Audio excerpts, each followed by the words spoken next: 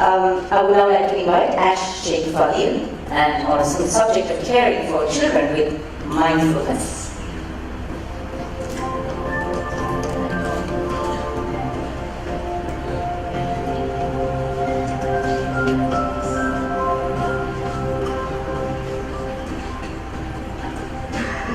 Respectable members of clergy, religious leaders, honorable guests, brothers and sisters, Assalamu alaikum. May peace be upon you. Let me first thank the organizers of this event for inviting me to speak on this important subject of mindfulness and caring for children. Mindfulness is a major area of discussion in Buddhist studies. Therefore, I would like to take this opportunity to briefly examine the practice of mindfulness from an Islamic perspective before proceeding to talk about mindfulness and caring for children. In the Islamic context, mindfulness is the virtue of muraqabah, a word which is derived from the root meaning to watch, observe, regard attentively. We can see the close etymological and linguistic proximity between mindfulness and muraqabah. As a technical spiritual term, it is defined as the constant awareness of the believer with the conviction that Almighty Allah is all-seeing both the outward and inward states. That is a Muslim in a state of muraqabah is in continuous full knowledge that Allah is aware of him or her, inwardly and outwardly.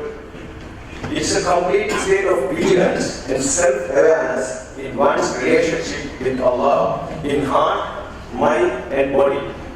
This vigilance and self-awareness is not only in relation to Allah, but also extends to the vigilance and self-awareness of one's own self and his relationship with others. The exercise of mindfulness in the Islamic context of muraqabah can help train our minds to become more disciplined and can thereby enhance our regular worship and daily activities in addition to maintaining healthy relationships with people. The basic of muraqabah is our knowledge that Allah is always all-watchful over us, and as a consequence, we develop great attention and care for our own actions, thoughts, feelings, and inner state of being. As Allah said, remember that God knows what is in your minds. So be mindful of Him, Surah Al-Baqarah, verse 235. This state is called as ihsan in Islamic tradition. When the Prophet was asked about ihsan, he replied, "It is that you should serve Allah as though you could see Him. For though you cannot see Him, yet He sees you." Sahih Muslim. But the Prophet said, "Verily, Allah has prescribed ihsan in all things." Al-ihsan in the language means proficiency, perfection, or perfect something and complete it. Then ihsan is achieving the best possible result through the best possible means.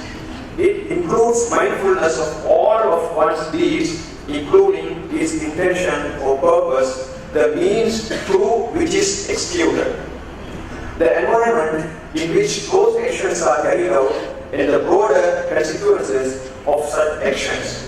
It requires one to be in control of oneself and to be fully connected to one's actions physically, mentally, emotionally, and socially. Now, let us examine how the concept of mindfulness has been exercised in the teachings of Islam to achieve the value of caring for children. I would like to take an example from the Prophet Muhammad ﷺ in this regard. A Muslim is required to pray 5 times a day. This is an advanced form of meditation, bhavana, involving both the mind and the body. And each prayer is a moment to connect with God in a state of ihsan with the total mindfulness that you are present in front of him and that he see every one of your intentions. Whenever Prophet Muhammad led the prayer in congregation and he hears a child crying, he used to quicken the prayer so that the mother of the child can leave early. Was it because of a lack of mindfulness in this prayer? No. It was because the concept of ihsan includes the mindfulness of the environment around oneself, including caring for children and their needs. Islam considers children to be of the blessings of the Almighty Allah. Moreover, it entitles them to a great deal of rights, makes the proper upbringing of them a strict obligation on parents and emphasizes on their care and special attention. To take care of children, providing them basic needs such as food, clothing, shelter, education, security, health, etc. are made compulsory obligations and considered to be the most noble act of charity.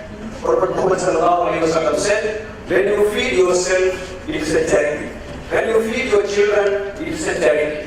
When you feed your wife, it is a charity. When you feed your servant, it is a charity. Caring for children requires mindfulness of not only their immediate physical needs, but also their emotional and social needs. For example, the story of Prophet Joseph, as narrated in the Quran, teaches how mindfulness in caring for children has been practiced by the prophets.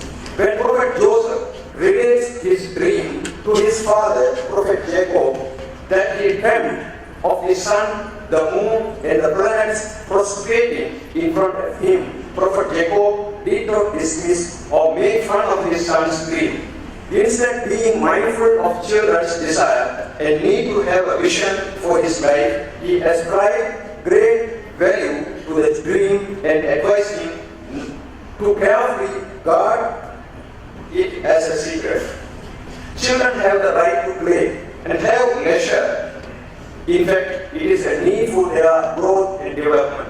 The Quran, through the actions of Prophet Jacob, not only recognizes this need but also promotes it and guides parents and caregivers on how this right should be realized even when there are risks involved in doing so.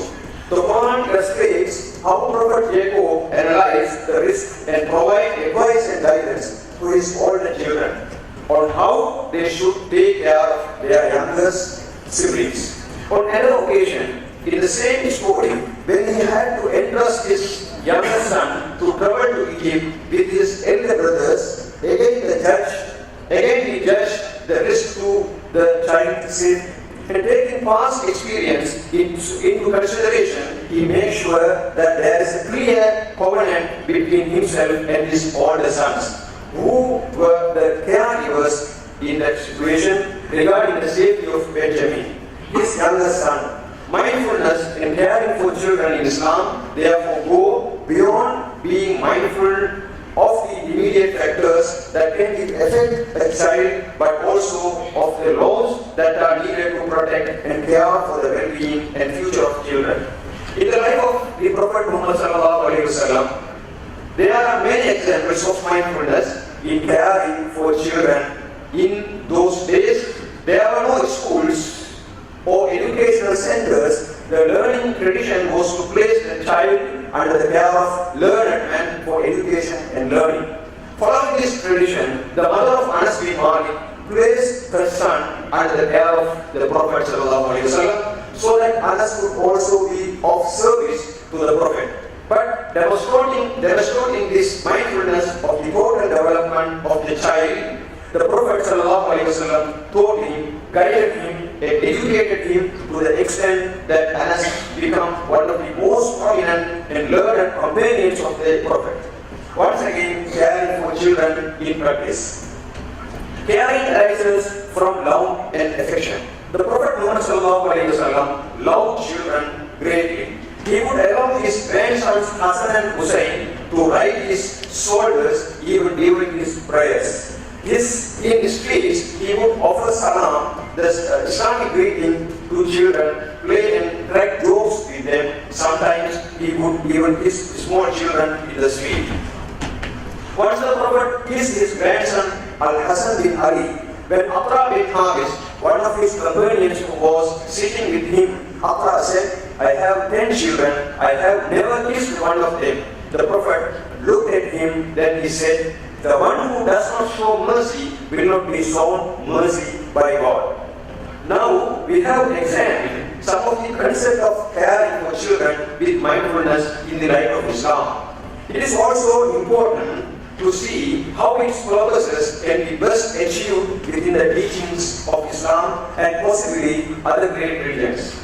Prayer and act of worship are a great resource and one of the avenues to achieve mindfulness. Mindfulness, by way of spiritual meditation through dhikr or remembrance of Allah, if practiced consistently and regularly, can develop mindfulness. In Islam, the state of mindfulness extends deeper to include not only the self but also the entire creations. This is the quality or state of being conscious or aware of the creations of Allah. For this knowledge becomes important, since without proper knowledge of creation, it will be difficult to be conscious about the creation and our interaction with that creation. Extending further, developing a sense of gratitude to Allah for mercifully granting man benefits of whatever Allah has created. Take for example the air we breathe in and out every day.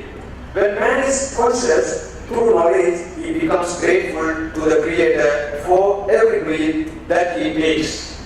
A person who is grateful to the Creator will naturally develop this positive quality to be grateful to man too. On the other hand, it's also important to ensure that the benefits achieved through the practice of mindfulness are well grounded in a value system so that they are not misused or abused. An unreligious approach to mindfulness produces health and wellness benefits in people's life. It will sharpen the mind, no doubt, but the mind is a tool that can be used for good or evil.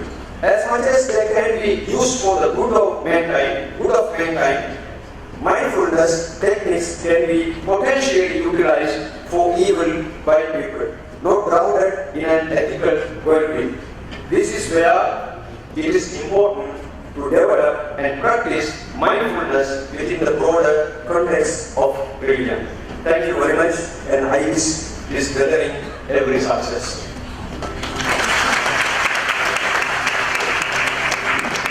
Thank you very much to